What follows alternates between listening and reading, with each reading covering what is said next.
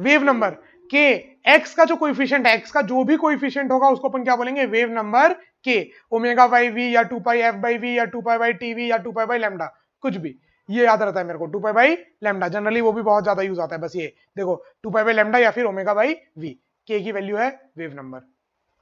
Done. Question time, question time, question time.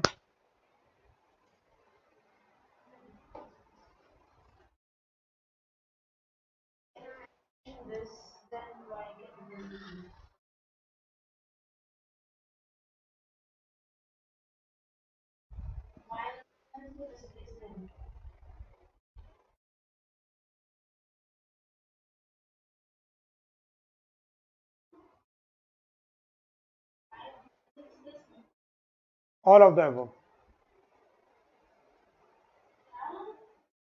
अरे ये देखो ना, अपन ने जो इलेक्ट्रिक फील्ड वाली इक्वेशन पढ़ी थी, E is equal to epsilon not sine omega t minus k x, यही तो पढ़ी थी ना। तो अब आप ये देखो, साइन के साथ वेरी कर रहा है कि omega t minus k x, और साइन नेगेटिव डायरेक्शन, हाँ डायरेक्शन तो कहीं पर भी जा सकती है, उसका तो कुछ नहीं है। हाँ तो अगर वाई मान लो ये इलेक्ट्रिक फील्ड है और ये जो ए है वो मैक्सिमम इलेक्ट्रिक फील्ड है, तो इलेक्ट्रिक फील्ड भी तो रिप्रेजेंट कर सकता है। इलेक्ट्रोमैग्नेटिक वेव में इलेक्ट्रिक फील्ड ऐसी तो चेंज होती है, is equal to E not sine omega t minus k x, sine के फंक्शन से ही तो चेंज होती है। मैग्नेटिक फील्ड भी ऐसे चेंज हो सकती है, डिस्प्लेसमेंट भी हो सकती है, प्रेशर भी हो सकती है।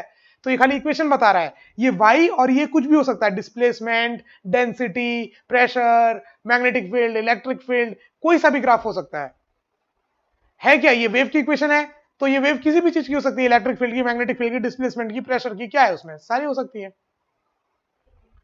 नेक्स्ट।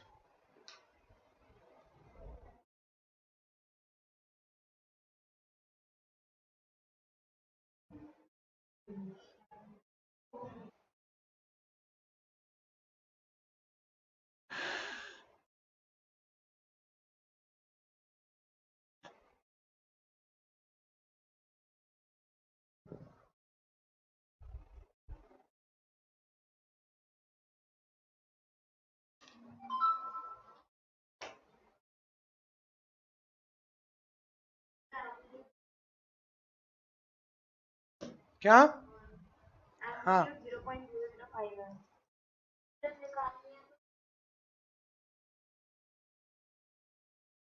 एक्स का कोएफिशिएंट 2 पाई बाई लैम्डा होता है, तो 80 is equal to 2 pi by lambda, lambda आ गया।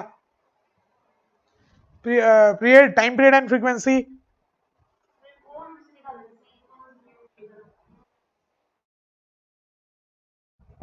लैम्डा आ गया। अब ओमेगा टी, टी के आगे जो 3 है ये ओमेगा होगा, ओमेगा क्या होता है, 2 pi by, omega is time period, 2 pi by omega is time period, है ना। तो टाइम पीरियड आ गया 2 पाई बाई ओमेगा, ओमेगा मतलब 3, 2 पाई बाई 3, तो टाइम पीरियड आ गया 2 पाई बाई 3, तो फ्रीक्वेंसी हो जाएगी 3 बाई 2 पाई, उल्टा। Okay, displacement of wave at x is equal to 30 and t equal to 20 seconds. क्या? बस पुट करना है, x is equal to 30, t equal to 20, ठीक है। नेक्स्ट क्वेश्चन, ये करो।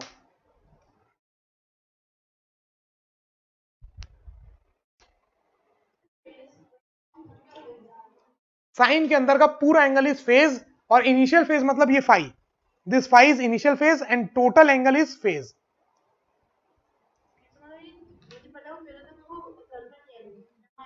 वही तो बताता है कि पार्टिकल कहां रहेगा, ये तो फिक्स्ड है ना, ये एंगल ही तो बताएगा कि एंगल जितना है, अगर ये साइन 1 हो गया 90 डिग्री हो गया तो पार्टिकल एक्सट्रीम पोजीशन में है, 0 तो मतलब पार्टिकल मीन पोजीशन में है, फेज ही तो बताता है कि पार्टिकल है कहां। फेज डिफरेंस सबसे ज्यादा काम आने वाला, अभी इंटरफेरेंस पढ़ेंगे ना उसमें। बहुत नींद नींद आ रही है आपको।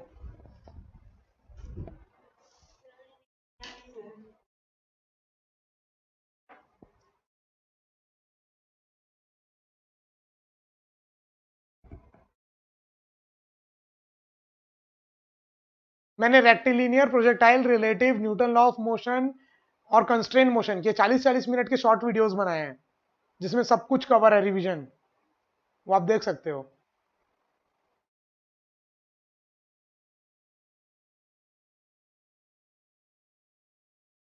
ग्रीन कलर गायब हो जा रहा है।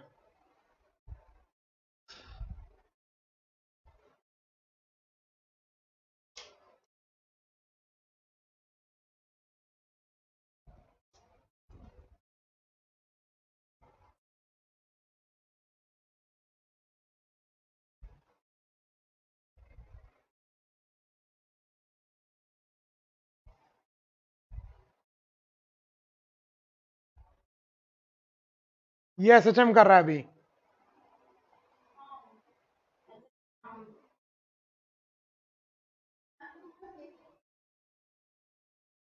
क्या?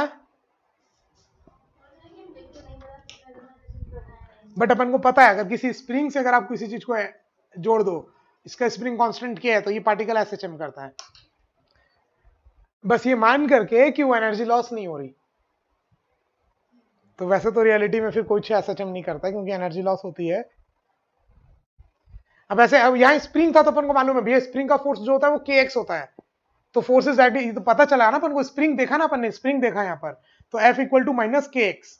स्प्रिंग का फोर्स हमेशा के एक्स के प्रोपोर्शनल होता है, तो अपन ने बोल दिया कि भैया ये एसएचएम है। बट स्प्रिंग की जगह कोई और फोर्स लगा रहा था तो हमको क्या मालूम भैया किस रेट से फोर्स लगा रहा है वो।